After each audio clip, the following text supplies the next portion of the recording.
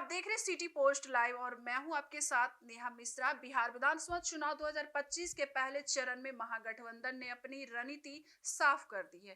Party ने तेजस्वी को मुख्यमंत्री सीएम फेस घोषित कर दिया है। वहीं रामविलास मरपक उम्मीदवार शहनी को डिप्टी सीएम फेस बनाकर जातिगत समीकरण और वोट बैंक को साधने की योजना बनाई है।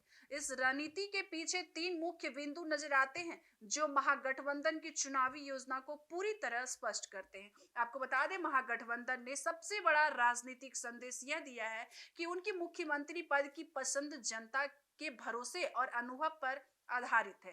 तेजस्वी यादव पहले से ही पार्टी के प्रमुख चेहरे और बिहार की राजनीति में स्थापित नेता हैं। उनके नेतृत्व में पार्टी ने पिछली चुनावी लड़ाइयों में मजबूती दिखाई है। महागठबंधन यह संदेश देना चाहता है कि यदि सत्ता में आते हैं तो बिहार में सख्त और अनुभवी नेतृत्व मिलेगा जो विकास और जनता की समस्याओं पर ध्यान देगा। आपको बता दें, तेजस्वी यादव का सीएम फेस होना विशेष रूप से युवा और पिछड़े वर्ग के मतदाताओं को आकर्षित करने के लिए भी रणनीतिक कदम माना जा रहा है। महागठबंधन ने शहनी को डिप्टी सीएम फेस घोषित करके मल्लाह और अन्य पिछड़ा वर्ग ओबीसी वोट बैंक को साधने की रणनीति अपनाई है। सहनी का समाज में प्रभाव और जातिगत पहचान महागठबंधन के लिए वोट बैंक को मजबूत करने में अहम भूमिका निभा सकती है। यह कदम विशेष रूप से उन निर्वाचन क्षेत्रों में महत्वपूर्ण है जहां मल्लाह और अन्य ओबीसी समुदाय के वोट निर्णायक साबित होते हैं।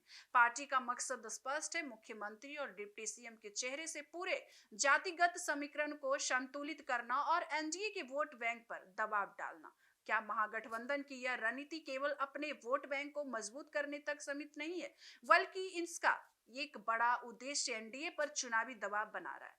तेजस्वी और सहनी के चेहरे के चुनाव से एनडीए को विरोध और जवाबी रणनीति बनानी होगी।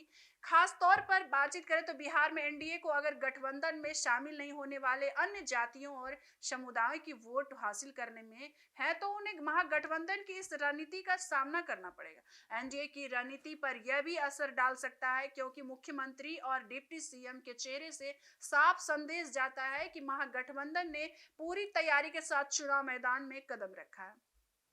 आपको बता दें, माना जा रहा है कि महागठबंधन की यह तीन स्तरीय रणनीति तेजस्वी का सीएम फेस, सहनी का डिप्टी सीएम फेस और एनडीए को फंसाना चुनाव में निर्णायक साबित हो सकती है। यह योजना विशेष रूप से जातिगत समीकरण, राजनीतिक संदेश और वोट बैंक को साधने की दिशा में सोची गई है।